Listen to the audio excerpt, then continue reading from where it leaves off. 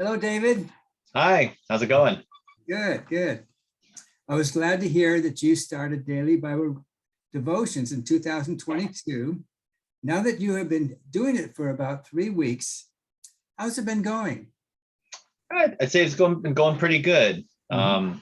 As I discussed the last time, I have a room that I do the Bible reading in, where I kind of just separate myself from everything else going on, and I kind of leave my phone out of that room, and I've been doing it every morning.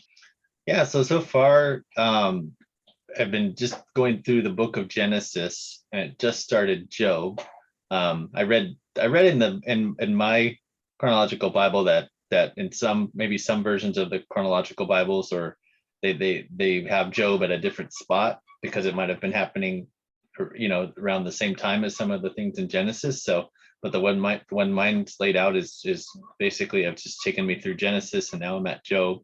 So I've read about the garden and Adam and Eve to the point of where Abraham and his family, and so that's kind of been what the main things in Noah in Genesis.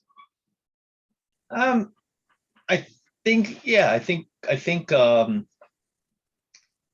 one thing I've tried to be more intentional about is sort of seeing where God comes into play with all the situations that kind of come about with the people in the Bible.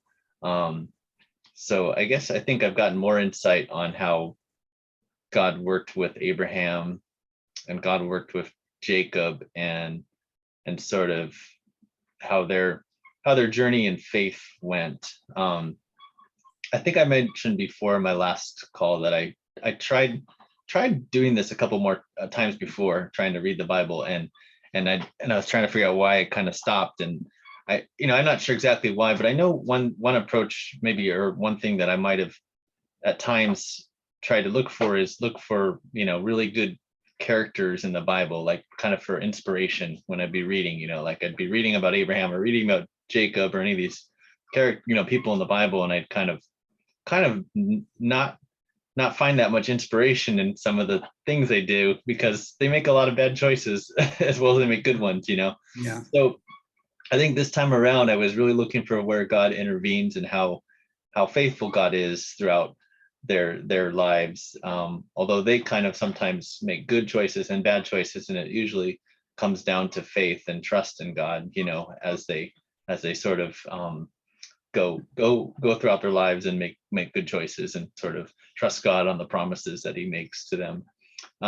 So I think that's been really insightful. I think particularly Abraham kind of going through a process of sort of getting sort of a prophecy from God, and then it not quite happening right away, but happening pretty late in his life, and him kind of working with his faith on that. It was really interesting to me. I think maybe because I think it's something where I've needed in my own life to sometimes really come to grips with, God's timing is not always our own, and so you still kind of have to keep your faith. And so I think I've found a lot of insight in the story of Abraham, and had a lot more, maybe more grace towards those characters.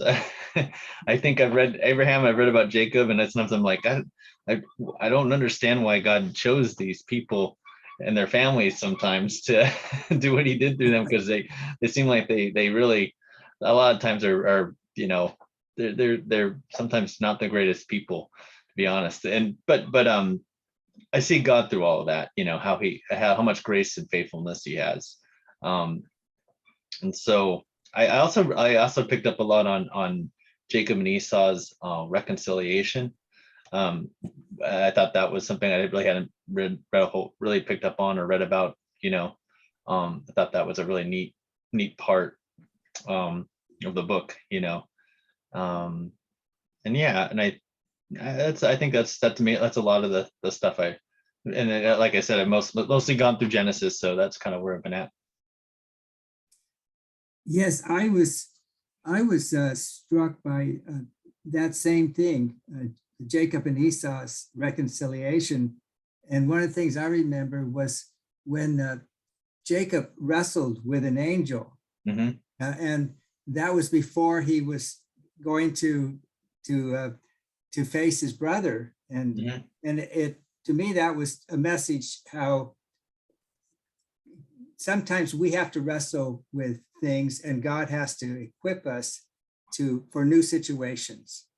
And I felt like that, that he was in some ways equipped through that experience of wrestling with that angel. So that's something I remember too. Yeah. I picked up on that, and his encounter with his uncle, was it Laban? I think. Oh yes, seemed to kind of humble him a little bit, and it just, I think the thing I like, I like that I get a lot about is that God works throughout our entire life, and so. Yes. You read, I think that's one of the strengths of reading the whole Bible and really reading these characters and reading their entire, account, because you get the good and you get the bad of who they are, but then you see how God works through kind of their entire life. And that means a lot, I think, to me, because I think sometimes, without reading the Bible, I maybe have certain perceptions of these Bible characters as sort of maybe a snapshot, of like some major thing they did or something good or something bad. But, when you read the entire Bible and get all the context, and you look for where God intervenes in their lives, I think you get a lot more out of it, So I think that's been something I've been constantly, I think this time around, me reading the Bible, I'm constantly looking to see where God kind of intervenes and where the people sort of obey or don't obey God, and so how that works out for them in their lives. They make you read them making good decisions, and you read them making bad decisions, I think, throughout the Bible, all the people that you read in the Bible. I think sometimes I would say challenges maybe I think maybe sometimes I guess I would say I get sometimes challenged with the story of Isaac, and where he has to where Abraham's gonna sacrifice him. Oh, I've always it's always has been like, wow, I can't believe God asked him to do that. But ultimately God doesn't have him strike Isaac, of course. But that's always challenging to me, I think, because I just like, wow, that's quite an ask, and I think the story of Job sometimes can be challenging to me too, just and kind of sometimes I wonder, wow, could I go through that kind of trial, the trial that God allows for Job to go through. But I think the important thing is knowing that through all that, even though it, God is with those people throughout their experiences in those things. And so I sometimes find that challenging. I think reading it, though, I haven't had so much of a challenge. I think obviously sometimes when you go over all the genealogy, it doesn't have a lot of at first you may not wonder, you will kind of wonder why it's all there, why you're reading all these different names and all this stuff, but I think as you keep reading the Bible, maybe over year after year, you start picking up more and more on how that kind of comes into play, a lot of the genealogy that's in the Bible. But sometimes reading over that, it's not, I want to say challenging, but it's harder for me to want to really, pay attention to it, kind of gloss over it a little bit. Yes, right. Yeah, you're going to remember people like Isaac or Jacob, these really stand out, but some that you don't hear that much, you're not going to remember as much, I think.